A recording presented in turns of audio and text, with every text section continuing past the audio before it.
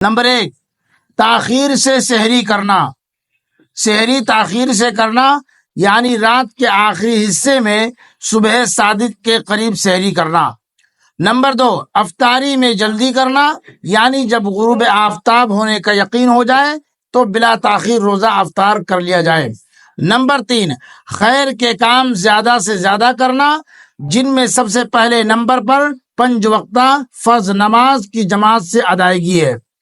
نیز مستحقین تک زکوٰۃ کا مال پہنچانا، پھر کثرت سے نفل نمازیں پڑھنا، صدقہ و خیرات کرنا، قرآن مجید پڑھنا اور ذکر و دعا استغفار کرنا۔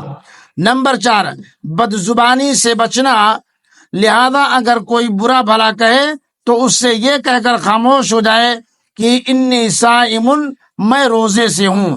بدزبانی کا جواب بدزبانی سے نہ دے بلکہ اس کے ساتھ اچھائی سے